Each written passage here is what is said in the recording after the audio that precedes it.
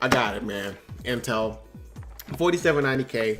Initially, I wanted to go for the 6-core 5820K, but the motherboard, some things changed, the RAM prices increased, and the motherboard I wanted to get was an open box Asus board that became unavailable and therefore exceeded my budget for what I really needed, you know? That really being said, I went ahead and picked up the 4790K, and you know, this processor kind of it's great. I'm gonna get into that in a little bit, but first I want to get into is the motherboard that I picked up and, you know, the RAM. So I picked up 16 gigabytes of DDR3, of course, 2133 megahertz RAM, G.Skill Sniper. That's it, G.Skill Sniper. And you know, they sent me this. This is side. And I picked up the Asus Hero 7 board, which I like it. It's flashy. You know, I just wish they had made the blue version. That would have been nicer, wouldn't you think? I mean, because you know the box ain't red. I'm just saying Intel is mainly, you know, the blue. It doesn't go with my case, but my case has like blue lights on the sides and the front of it, and the side panel fan is like blue. Of course I can switch out the fan, but either way I still need a new case. So with that being said, I think with the board and this processor, I noticed that what I was expecting with this processor, it comes in with a base clock frequency of 4 gigahertz, and I was expecting to turbo up to maybe 4.2 gigahertz on all 4 cores, and then maybe 4.4 gigahertz on 1 or 2 cores. And the way the motherboard had it set up, even if I reset it back to factory, it had it to SymCall cores, which takes all the cores up to 4.4 gigahertz. And I'm like, damn motherboard, shit, you putting in work. So I was like, oh my God, should I even overclock it at this point? Does it really make any sense to overclock it? And I did. I tried it to see where I could get with it. I know 4.7 gigahertz is achievable, but it would take maybe about 1.3 or more voltage. So I was like, not right now. Maybe later on in the year I'll overclock it and maybe to sustain that. But I did end up with 4.6 gigahertz, you know, which would be good, which is good in a comfortable range, which is below around 1.3 volts. See, here's the thing about this. All right, so I first went into the BIOS. Everything was just, there was just so many options in the BIOS, and I was a bit confused with the offset. Didn't work that well. The adaptive, which is what everyone recommends to use, it pissed me off, man. Most of the times it pissed me off trying to overclock the board. Maybe one of you guys can help me out with this. Now, I do currently have the processor at stock. It boosts up at 4.4 gigahertz on all cores. That is amazing by itself. And what I did was I decided to lower the voltage because I noticed it would, I did a stress test here. Let me just go take a look again. I don't have that screenshot up, but I did the stress test and I got the voltage. Okay, I got the voltage to 1.152 volts. The standard, which the motherboard gives the processor, I don't know if the processor is just like that, it gives the motherboard gives the processor about 1.231 volts, and then it jumps up sometimes to 1.265 volts. Manual, I did 1.152 volts, and it lasted for an hour and 49 minutes. Now, when I did play Battlefield 4 after a little while, the system did become unstable. I was overclocking my graphics cards also. I think I probably overclocked it a little too high, and that could have been the reason why it became unstable. I don't think it's the processor's fault. I don't know yet. In Windows 7, which I had before, now I'm on Windows 8, which I missed. I can't believe I said it, but I did miss Windows 8. In Windows 7, I couldn't overclock my graphics cards that well. Graphic card that well, not card, so I have more than one. I couldn't overclock my graphics card that well because I don't know why. I did try uninstalling the driver, reinstalling it, and it did work a bit. I was able to overclock the core, but I wasn't able to overclock the memory, where I would type in 300, press apply, and it might apply, but then when you look in GPU-Z, it wouldn't show that it was overclocked. It would show everything was stock for the memory, not for the core, for the memory. And sometimes when you type in 300 or 400 to overclock the memory or whatever, it would just go back to zero, go back to stock. I was like, what are you doing, stupid? I'm trying to overclock my shit, you know? So maybe I had it too high and then it became unstable because of that, but I'm still, at this point in time, I'm still testing it. I do have it right now at undervolted to 1.152 volts, and it's at 4.4 gigahertz.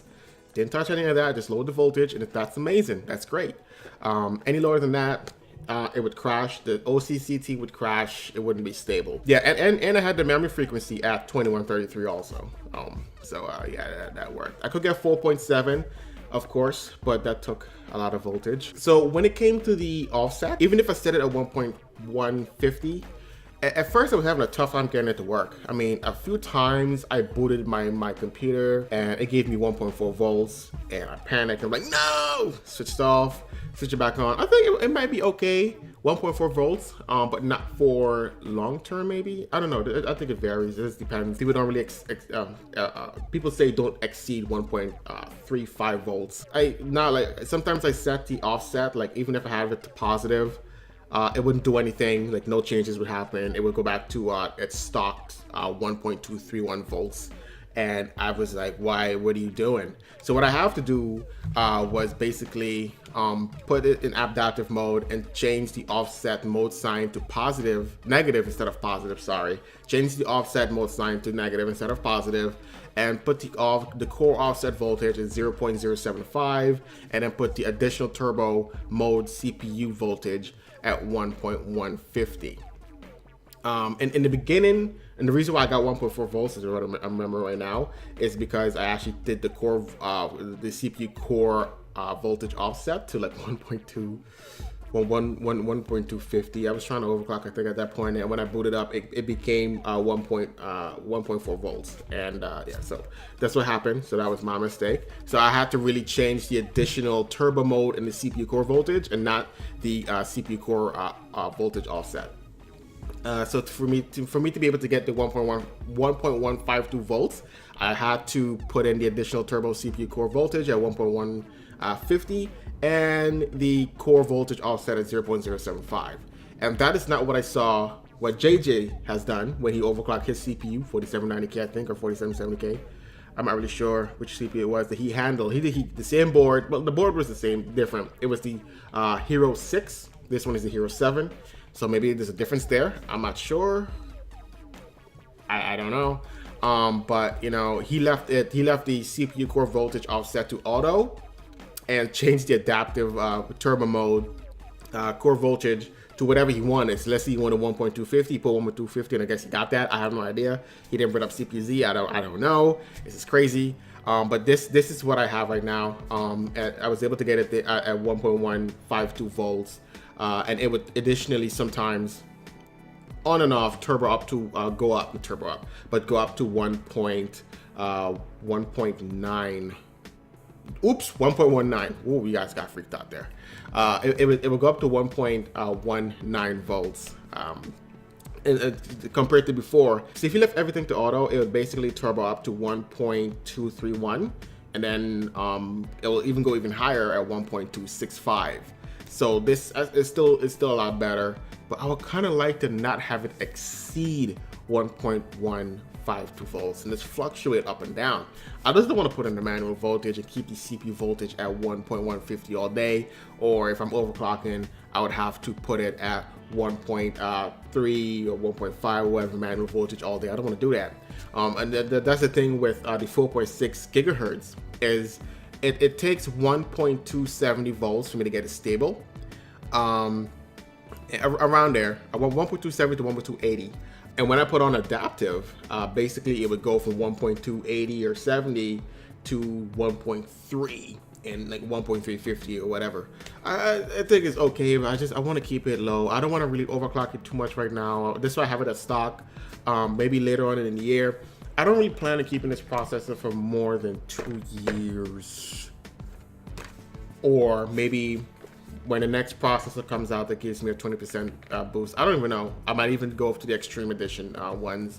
I might go ahead and pick up the E Edition CPUs in the future. The next batch of CPUs that come out. That comes out in the next maybe every 2-3 years it comes out.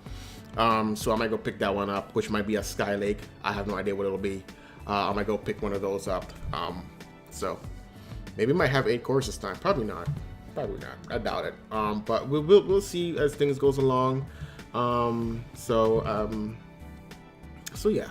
That's kind of what I'm at right now. But what I really want to get is to really have it fixed at 1.152 and be able to fluctuate.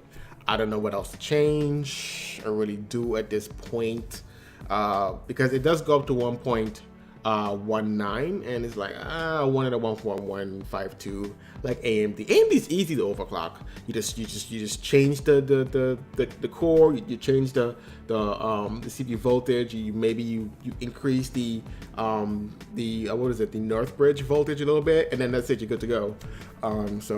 But with Intel, there's just so many options. One thing that didn't help me with the overclocking the CPU was when I go into BIOS and I see the voltage is really low compared to when I would go in Windows. And I'm like, why is it doing that? Why is the voltage so much lower compared to when I go into the Windows? Why is I feel like the BIOS, when I was in the BIOS, it wasn't pushing the CPU hard enough for me to actually see the actual voltage. So what I had to do when I found this out later on was I had to go into the advanced tab and go down to the boot performance mode. I had to change that to turbo performance, and then when I go into BIOS now, I would see the pretty much maximum voltage, not the maximum voltage, but the standard average voltage that it would get, because remember it would turbo up a little bit more from where it's at when you use offset, or not offset. I keep saying offset. Why don't I keep saying AMD? AMD, it's your fault. It's this thing's fault. The AMD. Goodbye, guys. Say goodbye. Say goodbye. Look at it. You know, let me try to take it out of the box. Let's talk performance now. When comparing this to AMD, and I've been using AMD ever since forever. Like my first ever computer I got was AMD. Everything was AMD from that point on. Nothing was Intel. AMD, Athlon, Phenom 2, now FX. Okay, FX right here, and then eventually now I have Intel. So let me just check here real quick. Okay, it's still recording. We're 14 minutes in. So here, this is the Sabertooth motherboard, which I love very much. It does have the issue with an audio though. So audio stopped working when I added 2 graphics cards in. When I had 1 graphics card in and added the second one in, and it stopped working. The audio stopped. So stupid. I didn't RMA it. I didn't feel like it. I didn't want to wait a week or 2 without a computer. So I just bought an add-on card, and that was it. So performance, it's definitely there, especially when it comes to rendering. With the 2133 megahertz RAM for the Intel and the CPU, it got a pretty good score. I think at 9.65 in Cinebench, 11.5, 9.65, and at 1600, I think it went down to 9.35 or 30, right around there. So performance is still pretty damn good, you know, for it being at stock frequency. Well, stock turbo frequency for the Intel. And when I overclock it to basically 4.6, and then I increase the cache ratio, the memory controller on the CPU and the Intel CPU to let's say 4.2, I got nearly about 10 points, 10.01 points. Wow, I just wanted to hit that number. So yes, pretty good for overclocking, especially. But it's just my thing right now with the Intel is just the voltage, trying to get the voltage to be consistent and not to go too high. It jumps too high. I hate when it jumps too high. Stop jumping. So, you know, yeah, 4.7, I would love to get that. Like, that would definitely give me a good performance boost. I think I went to 10.1 when I did 4.7. I'm not really sure. Yeah, I got good performance improvements from stock 4790K, which overclock is 4.4 gigahertz compared to the 4770K. I know this is a long ass video. I'm so sorry, but I just can't help but talk like this. So yeah, performance improvements is big. I noticed with this, even at 4.4 gigahertz at the time when I had it with Battlefield 4, I would drop to about 56 frames per second, and it just drives me insane. I didn't know why it would do that, especially when things got pretty dense. When the building is collapsed in the siege of Shanghai, I would drop. And yes, that doesn't happen anymore with the Intel. Of course, it just doesn't. I'm getting like around 80, 85, 90 frames per second when it comes to Battlefield 4 Ultra. I could not max Battlefield 4 out with this processor. 4X MSAA, everything on Ultra. I just couldn't do it. It wasn't happening with this board, with the CPU. But with the Intel, like, I'm able to like go all the way, 4x MSAA, everything on ultra, and still get 80, 90 frames per second. As high as 124. I've never seen that. But look, we still gotta give you love. We still gotta give this CPU love. Okay, we gotta give it love. Because yo, I paid $130 for it. It did alright. It was alright for 130 bucks. You can't, I can't. Like 350 versus 130. So I'm just saying, so you guys understand, okay? So yeah, man, but I'm very happy with the Intel build. I know this is AMD. I got it. Yeah, but the board is so. I love it. How sexy is this board? It's so sexy. Look at this shiznit. Oh my god, beautiful. This is a masterpiece. The color scheme is actually kind of nice. So yeah, better performance in Battlefield 4 Arma, especially compared to my friend's 4770K. He has it at stock. I know he has told me, I confirmed this with him, that his processor turbos up to 3.7. So stop frequency is 3.5, and his processor turbos up to 4.7 on all 4 cores, and then maybe on 2 cores it turbos up to 3.9 gigahertz on 1 core. I'm not sure, but for this processor, with this motherboard in combination with the motherboard, with the 4790K, it turbos up to 4.4 gigahertz on all core, and I'm just excited about that. All the cores at 4.4 gigahertz, not 2 cores, not 1 core, all the cores. And maybe that's the reason why it's given it so much more voltage, because every CPU is different. Every CPU requires different amounts of voltage to hit a certain point. So I think that for them to compensate for that, they actually give it a general voltage which all of the 4790K should be able to run at. Stock voltage for the CPU, I have no idea. Hell, I don't know, but it's the same thing as the 4770K, except with better thermals, and it has more capacitors under the CPU for it to actually get the power to be delivered a little bit better, a little bit smoother. So let's put you back because I am selling you. So hopefully you guys didn't mind the way I did this. I wish I did have a GoPro. Honestly, then I would do the build with it on my head, and that would be awesome. I was excited. I was so excited, and I just had to just build it immediately. I took some pictures at least, right? You guys enjoyed the pictures? Yes. Yeah, I know you did. I know you enjoyed it. So yes, I am happy, and I'm going to be selling this bad boy, of course. Still good. It's still good, but I just needed a little bit more performance. All right, let's end the video right here. Okay, so guys, if you have any questions, go ahead and leave me a comment below, and I will talk to you guys later on.